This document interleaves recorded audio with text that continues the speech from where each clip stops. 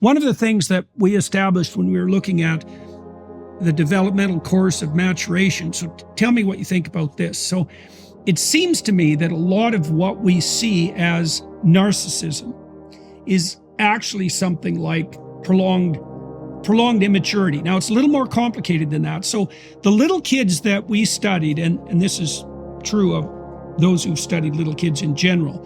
So there's about 5% of males at the age of 2 who hit, kick, bite, and steal when you put them with other 2-year-olds.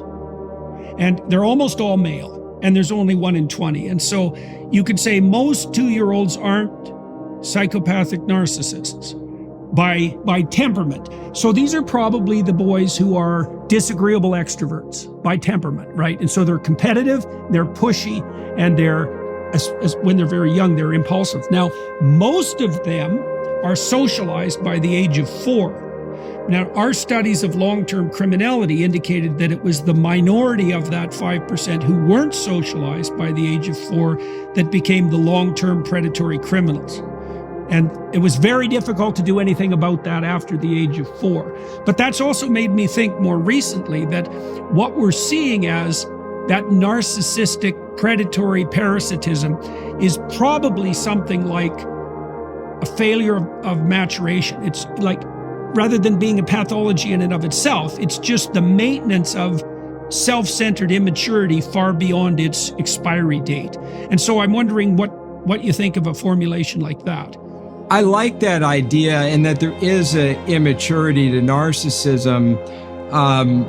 Just to take it in a little bit of a Freudian direction, it seems you can think, if you think about it in terms of sort of Freud's developmental model, the narcissism is like being stuck in the phallic stage a little bit, rather than being stuck in, say, the oral stage or anal stage. So I don't think it's just, there can be different types of being immature.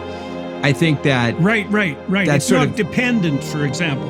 Yeah, you're not a dependent, not like, I just need someone to take care of me, I'm 50 years old. It's more you get stuck in this, let's just say adolescent, this childish, phallic, masculine, I'm going to do this, I'm going to get this, and you get stuck in that. And that model, you can use it as an adult, but it's kind of like you're a little bit of a cartoon.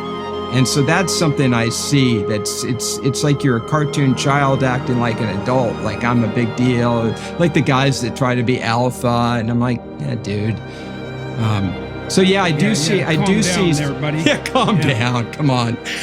So I do see that for sure, but I do think it's sort of one path in development that you don't develop. It's not all the paths.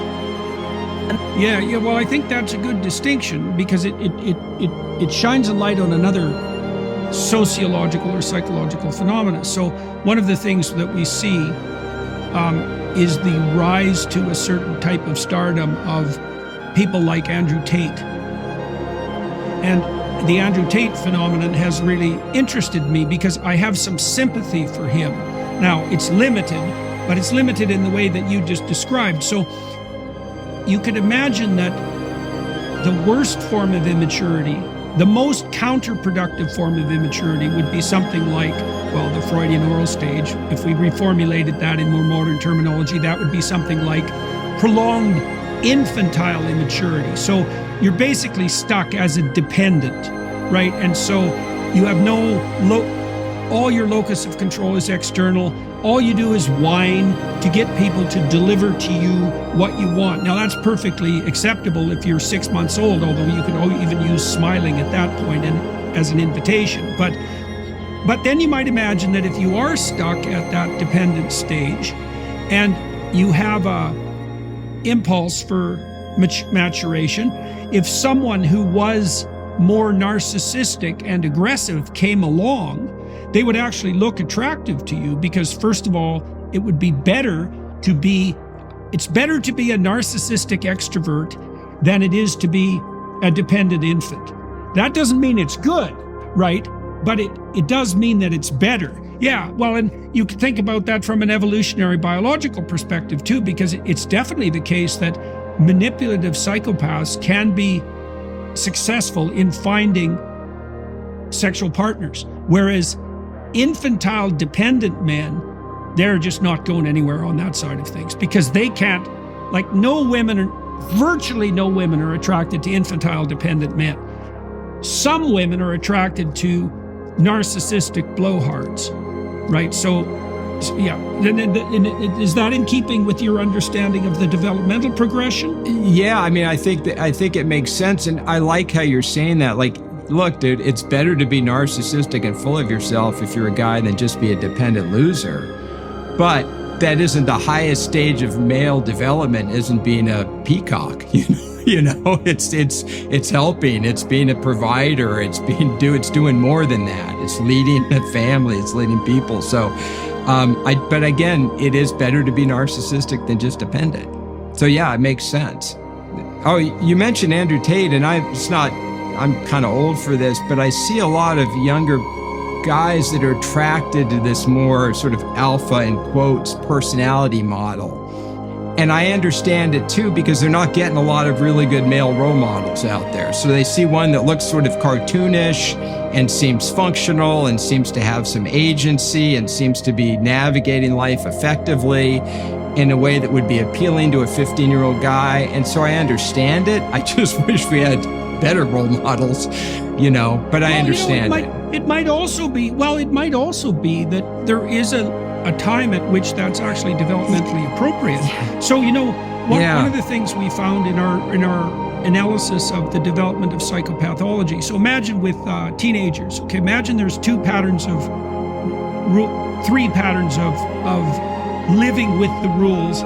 Say when you're 13 to 15 and you're a male. Now, it also applies to females, but less so because they're not as aggressive. But so imagine that you're a 13 to 15-year-old male who never breaks a rule ever.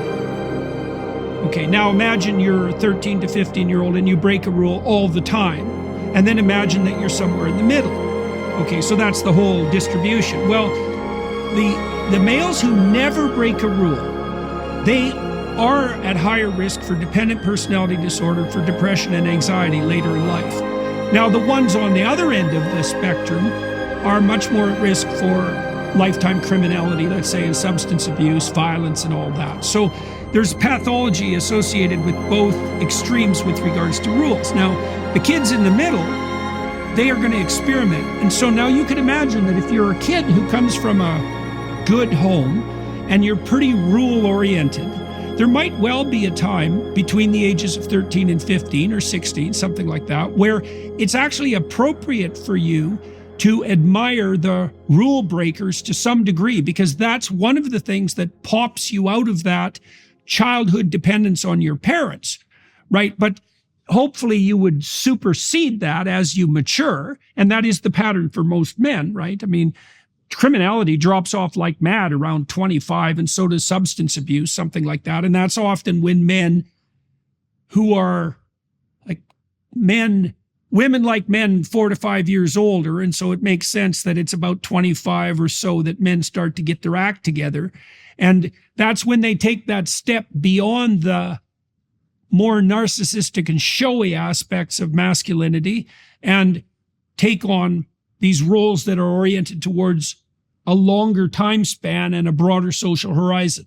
What you're making me think of is the classic, Jack Block's work on drug use in Berkeley back in the 70s. It was the people who didn't use any and used too much that got into trouble. And then there's this golden mean in the middle. And you see that golden mean in a lot of things where, you want to have a little edge, but not too much edge. You don't want to be perfectly moral, but you don't want to be immoral. There's always that little bit of edge. And you're right. Developmentally, I think it's appropriate for young guys to kind of go to that little darker side for